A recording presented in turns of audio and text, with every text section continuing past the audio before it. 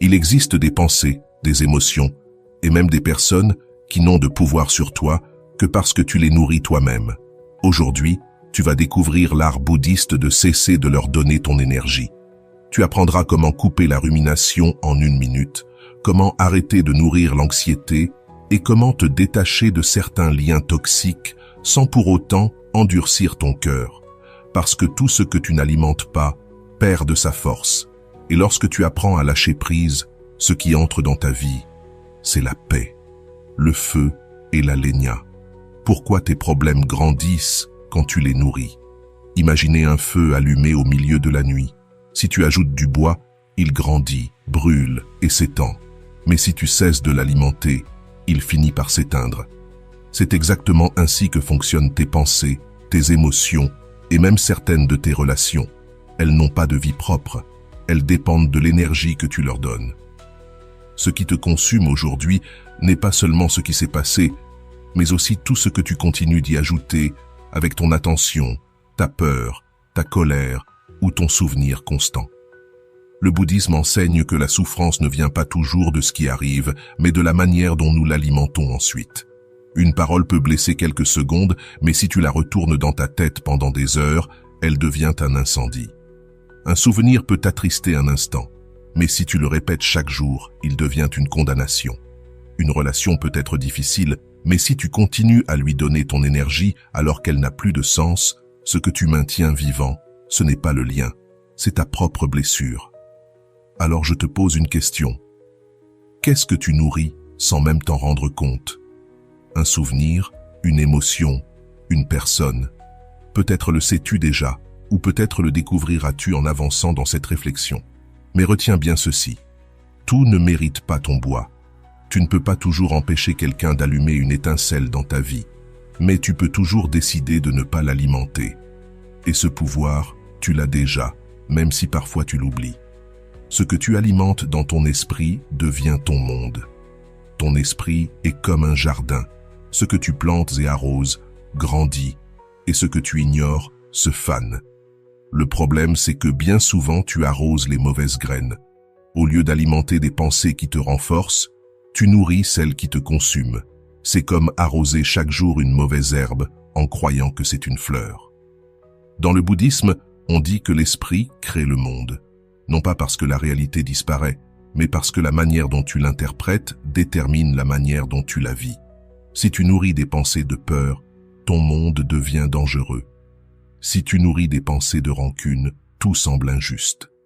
Si tu nourris des pensées de manque, même dans l'abondance, tu ressentiras la pénurie. Avant de continuer, si tu n'es pas encore abonné à ma chaîne YouTube, je t'invite à le faire dès maintenant. En t'abonnant, tu seras informé de toutes mes nouvelles vidéos, ce qui te permettra de ne rien manquer de contenu précieux. Ton monde extérieur ne change pas, mais ton expérience intérieure se transforme en prison. Souviens-toi de cette nuit où tu n'arrivais pas à dormir pour une petite préoccupation. En elle-même, cette situation n'avait pas tant de poids, mais ton esprit l'a répétée encore et encore comme un écho, jusqu'à la transformer en tempête. Et pourtant, le lendemain, tu t'aperçois qu'elle était insignifiante. Le problème n'était pas la situation, mais l'attention que tu lui avais donnée. C'est la même chose avec l'anxiété. Elle ne survit pas seule, elle a besoin de toi pour être nourrie de questions. Et si ça se passe mal? Et si je me trompe? Et si rien ne marche? Chaque question est un morceau de bois jeté dans le feu. Plus tu alimentes ce feu, plus il s'agrandit. Alors je te repose la question. Qu'es-tu en train de nourrir dans ton esprit? Un souvenir inutile, une émotion toxique, une personne qui n'est plus là? Parce que tout ce que tu nourris grandit. Et si c'est la douleur qui grandit, c'est parce que tu la soutiens toi-même. Mais dès que tu choisis de ne plus alimenter ce qui te fait souffrir, quelque chose de surprenant se produit. Cela s'affaiblit, comme une conversation qui cesse de se répéter, comme un souvenir que tu n'alimentes plus chaque jour, comme une émotion que tu n'entretiens plus avec ta résistance. Tout ce qui vit dans ton esprit a besoin de ton attention pour survivre. Quand tu ne la lui donnes plus, il perd sa force. Comment arrêter d'alimenter la rumination? La rumination est comme un disque rayé. La même scène, la même phrase, le même doute reviennent sans cesse. Peu importe que ce soit passé ou même que ça n'existe pas encore, ton esprit le revit comme si c'était présent. Et plus tu le répètes, plus tu le renforces. Tu ne rumines pas pour en profiter, tu rumines pour chercher une sortie. Mais cette sortie ne vient jamais, parce que ce que tu fais n'est pas résoudre, c'est alimenter. Le bouddhisme dit que l'esprit est comme un singe agité, sautant de branche en branche. Si tu cours derrière lui, tu ne l'attrapes jamais. Mais si tu restes immobile et que tu l'observes, il finit par se calmer. C'est exactement la même chose avec la rumination. Plus tu essaies de la combattre de force, plus tu la renforces. La clé n'est pas de lutter, mais de cesser de l'alimenter. Je veux te proposer un exercice simple. Lorsque tu remarques que ton esprit est piégé dans une boucle, fais une pause. Respire profondément. Inspire par le nez en comptant jusqu'à 3, puis expire en comptant jusqu'à 5. Pendant l'expiration, répète en silence. Je lâche cette pensée, je n'en ai pas besoin maintenant. Répète 3 fois. Ce simple geste coupe le rythme du cercle et crée un espace de clarté. Peut-être que la pensée reviendra, mais chaque fois que tu pratiques, elle s'affaiblit. Ce qui était un incendie se transforme alors en simple étincelle. Une autre pratique puissante consiste à nommer ce que tu penses. Au lieu de suivre le récit de ton esprit, dis à voix basse, « Ceci est une inquiétude. Ceci est de la culpabilité. Ceci est de la peur. » En le nommant, tu le sépares de toi. Tu n'es plus l'inquiétude. Tu es celui qui observe l'inquiétude. Et ce simple changement, c'est comme retirer un morceau de bois que tu t'apprêtais à jeter dans le feu. Alors je te demande une dernière fois, qu'es-tu en train de nourrir sans le savoir? Un souvenir qui te vole le sommeil? Une émotion qui t'emprisonne? Une personne qui ne fait plus partie de ton chemin? Souviens-toi, chaque fois que tu choisis de lâcher une pensée, tu choisis la liberté. La personne répond tout de suite, n'est-ce pas?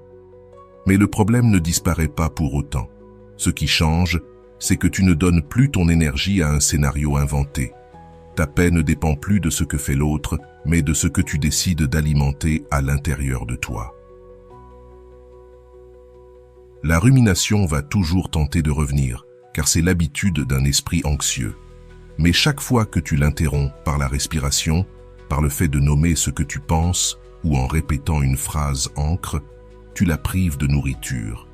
Et ce que tu n'alimentes pas s'éteint peu à peu. Alors, la prochaine fois que tu sens ton esprit tourner en rond, ne te demande pas comment l'arrêter. Demande-toi plutôt, veux-tu continuer à jeter du bois dans ce feu ou veux-tu le laisser s'éteindre? Cette seule question suffit à changer la direction de ton énergie. Ne pas nourrir la colère. Répondre sans rester piégé.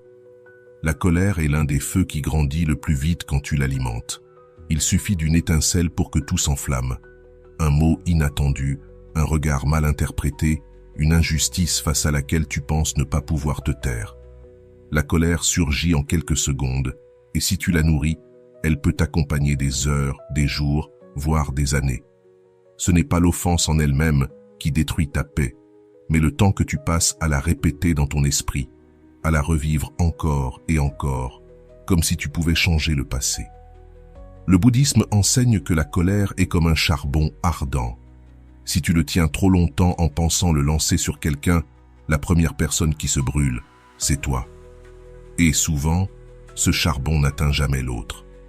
Mais toi, tu es déjà couvert de cendres. Une histoire illustre parfaitement cela. Un homme insulta Bouddha devant tout le monde, espérant le provoquer. Bouddha le regarda avec sérénité et dit « Si quelqu'un t'offre un cadeau et que tu ne l'acceptes pas, à qui appartient ce cadeau ?» L'homme répondit « À celui qui l'a offert. » Alors Bouddha conclut « Je choisis donc de ne pas accepter tes insultes, elles restent à toi. Voilà l'essence de ne pas nourrir la colère, se rappeler que tu n'as pas à accepter tout ce qu'on te lance. Imagine, par exemple, qu'un conducteur te coupe la route. Tu ne le connais pas, tu ne le reverras jamais. Pourtant, tu peux passer toute la matinée en colère, racontant l'incident à tous ceux que tu croises. Qu'as-tu fait? Tu as nourri cette petite étincelle jusqu'à la transformer en incendie. L'autre a continué sa route, Mais toi, tu es resté prisonnier du feu. C'est la même chose dans les relations proches. Une dispute avec ton partenaire ou un membre de ta famille peut commencer par une simple broutille et finir en bataille rangée. Bien souvent, ce qui prolonge le conflit, ce n'est pas ce qui a été dit, mais l'orgueil de ne pas vouloir lâcher prise. Le feu brûle parce que chacun continue d'ajouter du bois, une critique, une réponse sèche, un silence lourd. Si l'un des deux cessait d'alimenter la colère, le feu s'éteindrait de lui-même. Alors pose-toi cette question. Qu'es-tu en train de nourrir sans t'en rendre compte? Un souvenir, une émotion, une personne. Si tu réalises que c'est la colère, retiens ceci. Elle ne disparaît pas avec plus de colère. Elle disparaît quand tu choisis de ne plus la nourrir. La pratique est simple mais puissante. Quand tu sens la rage monter, respire profondément et dis-toi en silence « Je ne ramasse pas ce charbon ». Répète-le 3 fois en relâchant les épaules et en détendant ta mâchoire. Ce geste interrompt le cycle avant qu'il ne devienne incontrôlable.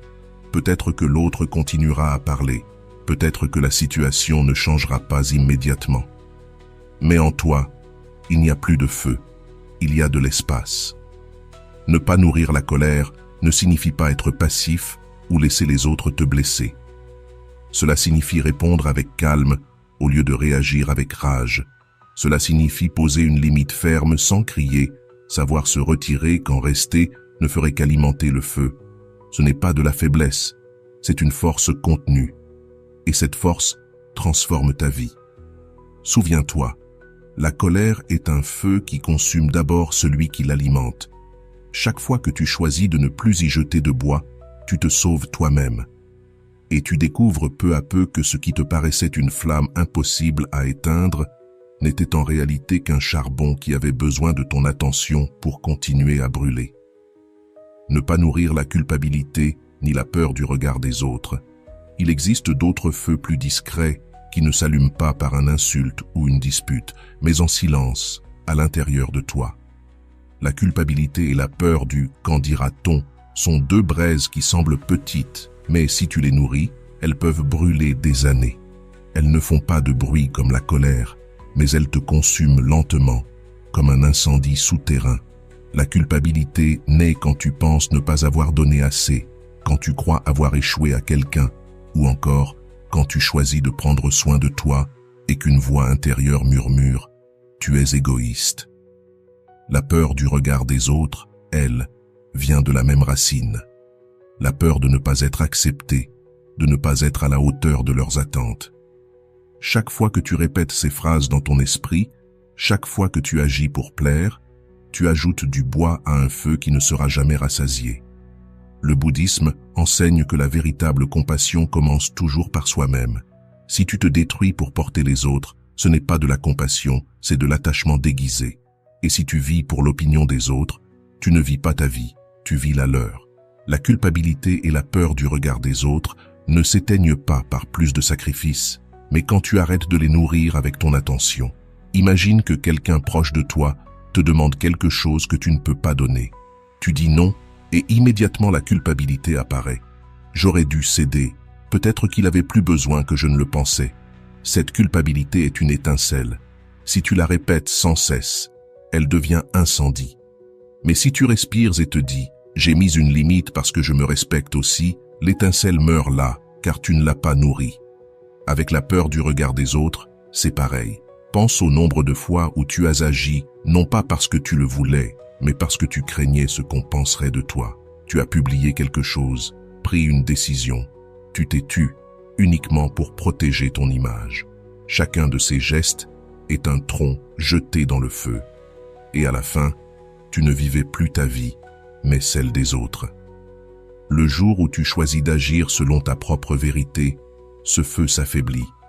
Car l'opinion des autres ne brûle que dans ton esprit, si toi tu l'alimentes. Alors pose-toi la question, qu'es-tu en train de nourrir sans le savoir? Une pensée, une émotion, une personne? Si tu vois que c'est surtout la culpabilité ou la peur du jugement, alors cette leçon est pour toi. Demande-toi, ce que je pense maintenant m'approche-t-il de la paix ou m'en éloigne-t-il? Si cela t'en éloigne, ne l'alimente plus. Fais un exercice simple. Chaque fois que la culpabilité surgit, répète en silence « Je choisis la paix, pas l'égoïsme ».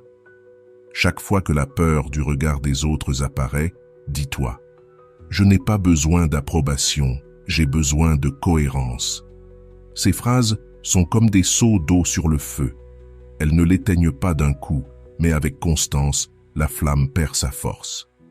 Rappelle-toi que la culpabilité et le jugement des autres ne sont pas des ennemis extérieurs, mais des incendies intérieurs. Et leur seul combustible, c'est ton attention. Si tu cesses de les nourrir, tu verras qu'ils s'éteindront peu à peu. Et à l'endroit où brûlait le doute, commencera à pousser une certitude. Ta vie ne peut être vécue qu'à partir de ta vérité et non de la voix des autres. Cessez de nourrir les relations qui drainent ton énergie.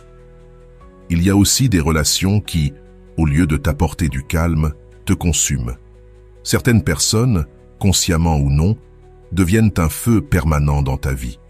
Et au lieu de t'éloigner, tu continues d'y jeter du bois. Plus d'attention, plus d'énergie, plus d'efforts pour changer ce qui ne veut pas changer. Le résultat est toujours le même. Tu finis vidé. Le bouddhisme enseigne que l'attachement n'est pas de l'amour, mais de la peur. La peur de perdre, la peur d'être seul, la peur de ne pas être assez. Et lorsque tu agis depuis cette peur, tu continues à alimenter des liens qui ne te nourrissent plus. Tu restes là parce que tu crois qu'un jour il ou elle changera, que ton effort suffira, que ton sacrifice fera la différence. Mais la vérité est tout autre. Aucune relation saine ne devrait exiger ta paix comme prix à payer. Imagine que tu tiens un bol d'eau. Chaque jour, quelqu'un vient y jeter une poignée de cendres. L'eau se trouble. Toi, au lieu de protéger le bol, tu l'agites et tu essaies de nettoyer avec tes mains.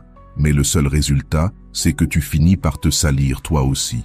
Voilà ce qui se produit quand tu insistes pour maintenir une relation qui épuise ton énergie. Ce n'est pas que tu ne tiens pas à cette personne, c'est que tu as oublié de t'aimer toi-même. Et c'est ici que beaucoup se trompent. Lâcher quelqu'un ne signifie pas cesser de l'aimer, cela signifie simplement refuser de nourrir un lien qui te détruit. Tu peux aimer sans posséder. Tu peux être reconnaissant pour ce qui a été partagé et accepter que le chemin ait changé de direction. Le feu de cette relation peut s'éteindre dans ta vie sans que ton cœur ne s'endurcisse. En réalité, ta maturité se mesure au fait que tu sois capable de laisser partir sans haine. Parfois, ce que tu continues à nourrir n'est pas une personne, mais une relation déjà brisée, un souvenir constant de quelqu'un qui n'est plus là. Chaque message que tu relis, chaque mémoire que tu ravives, est un morceau de bois de plus jeté au feu. Et pendant ce temps, la vie t'offre de nouvelles possibilités que tu ne vois pas parce que ton énergie est piégée dans le passé. Il ne s'agit pas d'oublier, il s'agit de cesser de nourrir ce qui a déjà accompli son cycle. Alors pose-toi la question, à qui continues-tu de donner ton bois? Qui soutiens-tu de ton énergie alors qu'il ou elle ne te soutient plus? Il ne s'agit pas de couper les liens brutalement, mais de reconnaître quelles relations sont des braises vivantes qui réchauffent ta vie et lesquelles sont des incendies qui ne font que te consumer. Un exercice simple peut t'aider. Ferme les yeux, pense à la personne qui te draine, respire profondément et dis en silence « Je te remercie pour ce que tu as apporté. Je te laisse libre, je me laisse libre. » Répète-le autant de fois que nécessaire. Chaque répétition est comme un seau d'eau versé sur ce feu. Peu à peu, tu sentiras que l'intensité diminue et qu'à sa place grandit un espace plus léger, plus à toi. N'oublie jamais ceci. Ne laisse pas la routine t'enchaîner à un incendie. Les relations qui en valent la peine sont celles qui t'apportent de la chaleur sans te brûler. Celles qui te consument ne survivent que si tu continues de les nourrir et tu as le droit de cesser de leur donner du bois. Le rituel quotidien du détachement. Le détachement n'arrive pas du jour au lendemain, c'est une pratique. Comme tu entraînes ton corps avec des répétitions, tu entraînes aussi ton esprit avec des gestes quotidiens. Voici un rituel simple qui ne prendra pas plus de 10 minutes et qui, répété chaque jour, éteindra progressivement les feux qui te consument.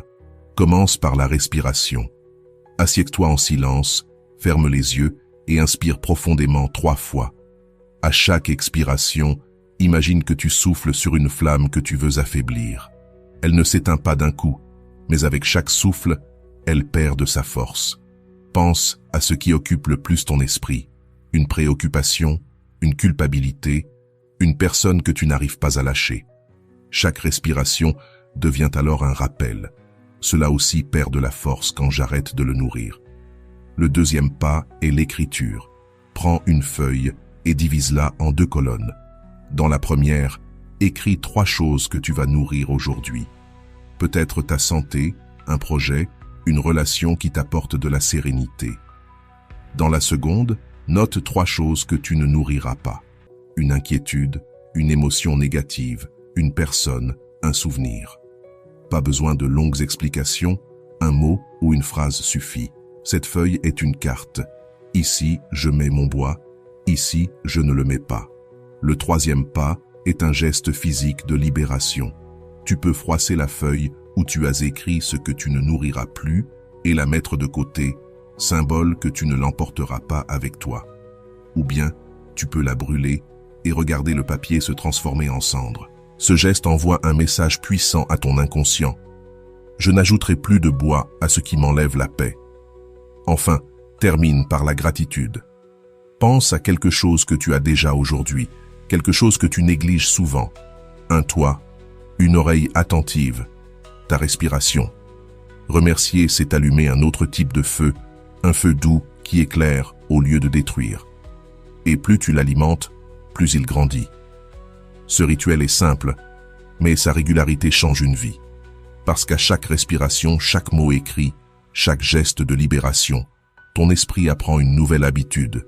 Cesser de donner de l'énergie à ceux qui ne la méritent pas. Au début, ce sera difficile. Ton esprit reviendra sans cesse à l'ancien. Mais avec le temps, tu verras ces feux s'éteindre d'eux-mêmes parce que tu as cessé de les nourrir. Les récompenses de ne plus nourrir ce qui te fait du mal. Quand tu arrêtes de nourrir ce qui te détruit, la première récompense est la légèreté. Tu ressens comme un allègement intérieur, comme si tu avais porté un sac trop lourd et que tu venais enfin de le poser. Ce n'est pas que les problèmes disparaissent, mais tu ne les portes plus de la même façon. La deuxième récompense, c'est la clarté. Ton esprit cesse d'être brouillé par des pensées répétitives et voit enfin avec netteté. Ce qui paraissait avant être un dilemme insurmontable devient soudain évident. Ceci dépend de moi, ceci non. Vient ensuite la sérénité au milieu du chaos. Le monde continue d'être bruyant, les gens ont toujours leurs histoires, mais toi, tu ne réagis plus de la même manière. Là où il y aurait eu une dispute, il y a maintenant un silence ferme. Là où il y aurait eu un nœud dans ton estomac, il y a désormais une respiration profonde. Et puis apparaît la gratitude. Tu commences à remercier pour ce que tu as, au lieu de t'obséder sur ce qui te manque. Tu es reconnaissant envers ceux qui restent, mais aussi envers ceux qui s'en vont, car tu comprends que chacun a joué un rôle sur ton chemin. Enfin, la plus grande récompense est la liberté. Parce que chaque fois que tu choisis de ne pas nourrir une pensée, une émotion ou une relation qui te nuit, tu récupères un peu plus de ton pouvoir. Un jour, tu comprends alors ceci. Rien d'extérieur n'a de contrôle sur toi, sauf ce que toi tu décides de soutenir. Alors je te repose la question, qu'est-ce que tu continues à nourrir sans t'en rendre compte? Un souvenir, une colère, une personne qui ne fait plus partie de ta vie. Peu importe ce que c'est, tu sais désormais que tu n'as plus besoin de lui donner ton bois, car tout ce que tu cesses de nourrir perd de sa force. Et quand tu décides d'éteindre ces feux, ce qui reste, c'est un espace clair et pur où peut grandir la paix, la clarté et la vie que tu veux vraiment vivre. C'est ça, la plus belle des récompenses. Découvrir que ta paix a toujours été en toi, attendant que tu cesses d'alimenter ce qui l'étouffait. Si ce message t'a apporté de la valeur, partage-le avec quelqu'un qui en a besoin. Abonne-toi pour continuer à recevoir ces enseignements et écris-moi en commentaire ce que tu as décidé d'arrêter de nourrir à partir d'aujourd'hui. Souviens-toi toujours, tout perd de sa force quand tu arrêtes de lui donner ton attention. Et ce que tu choisis de nourrir avec calme et gratitude grandit.